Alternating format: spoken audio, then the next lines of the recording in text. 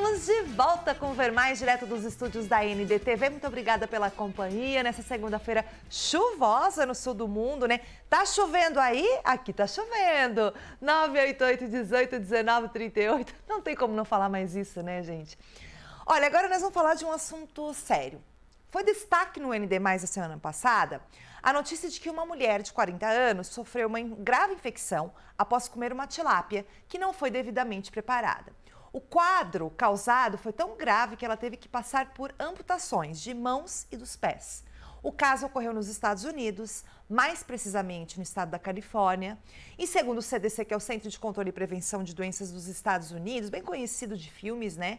O peixe estava contaminado com uma bactéria, comumente encontrada em frutos do mar crus e na água do mar, mas também pode ser encontrado em peixes de água doce.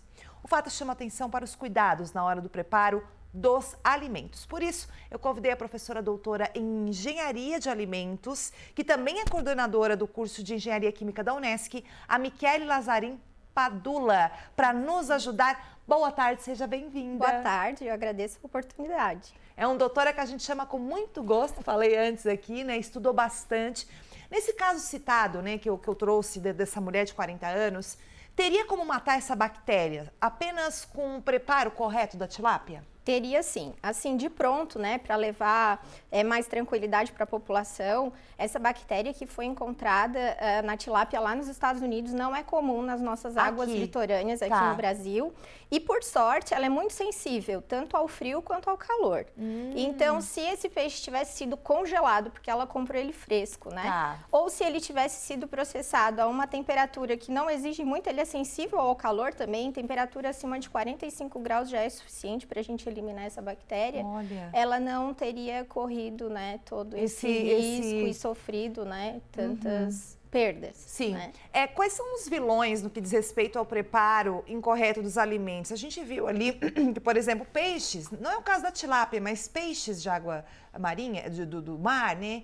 A gente come muito por conta da culinária japonesa, né? Crus, né? Mas tem que saber preparar, enfim. Mas aqui, quais são os nossos vilões aqui no Brasil? Então, na verdade, né, desde que o alimento ele sofra um preparo adequado, seguindo as boas práticas de manipulação, os alimentos são considerados seguros, né? Então, o que é importante para esses restaurantes de comida japonesa, onde inevitavelmente a gente faz o consumo do pescado cru, as boas práticas, a procedência, né, os fornecedores desses pescados, desses peixes, a manutenção a baixas temperaturas, né, sempre refrigerados em temperatura adequada e, sem dúvida, a higiene, né, na hora do preparo. Sim, porque no caso dessa mulher lá nos Estados Unidos, eu estava lendo, foi meio que porque a gente prefere peixe fresquinho, né? Foi meio que um azar. Foi uma fatalidade. Uma fatalidade, meio que uma coitada, né? Ela pegou uma bactéria que não era comum em água doce. Não. Né? E tava ali, né? Meio que foi a hora, parece, mas, né? Uma coisa que me chamou a atenção nesse caso, né, é que em algumas notícias eles evidenciaram uma tatuagem que ela teria nas mãos e que talvez estivesse num momento de cicatrização, porque algumas notícias trazem que houve essa contaminação também pela manipulação, que foi uma outra porta de entrada da bactéria. Sim, né? Porque dizem, né, essa bactéria, no caso do específico dessa mulher nos Estados Unidos, dois modos de contaminação seria pela não manipulação correta, pela ingestão e pelo machucado. Isso mesmo. E daí você falou agora desse caso do machucado, né? Isso. Bom, quais são os alimentos que requerem mais cuidados ou os mais perigosos, né? Que a gente poderia cair em cilada e acabar tendo algum tipo de consequência negativa para a saúde? Olha, ao meu ver, os alimentos de origem animal são aqueles que requerem maiores cuidados na hora do preparo e na hora do consumo.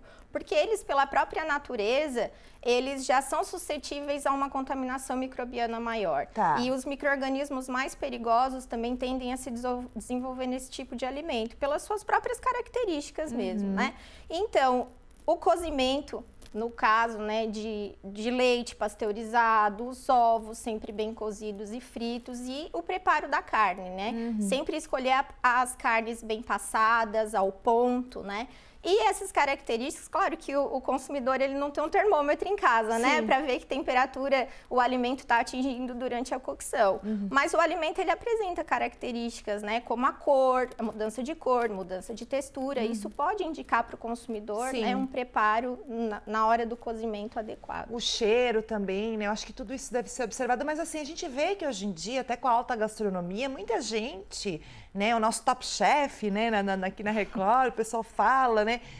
Do mal passado. Há uma valorização para os alimentos, assim, nesse sentido de origem animal. Nesse caso, a própria manipulação correta, na limpeza, as mãos, isso ajuda.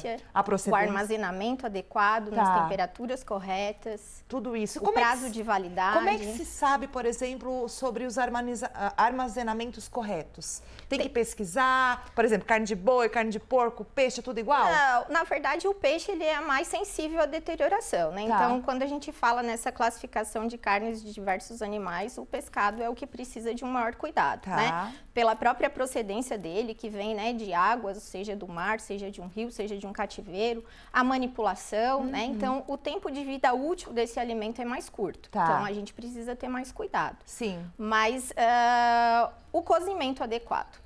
O cozimento adequado. E no caso de consumo in natura, como é o caso, por exemplo, né, do sashimi, ter um fornecedor de boa procedência e também que a manipulação siga todos os critérios de higiene necessários. Nós temos perguntas aqui, né? Essa é uma pergunta de um telespectador, a Silmane Albino.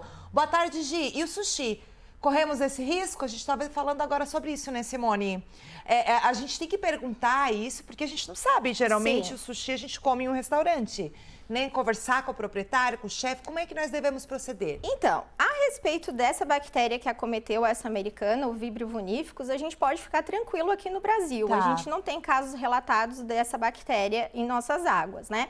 Mas no caso do sushi, inevitavelmente, é um alimento que se consome cru.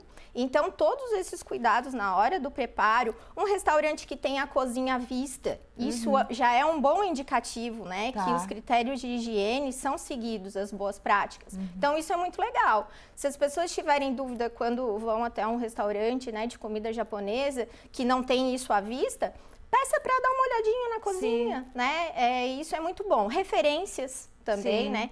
Me perguntar, eu corro risco comer sushi? Considerando o tipo de alimento e a forma de preparo, corremos, né? Porque ele não passa por nenhum tratamento térmico, que é o que realmente garante, né? Essa segurança. Essa segurança, exatamente. A gente teria tantos outros assuntos para falar, né? Questão de mesa posta, que o pessoal vai deixar horas no calor a mesa posta.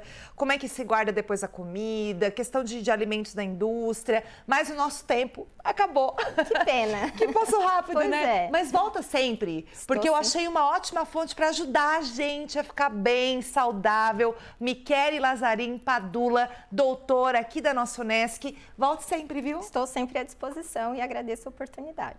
E, gente, vamos cuidar. Vamos olhar agora todo mundo para cá, eu e a minha convidada, né?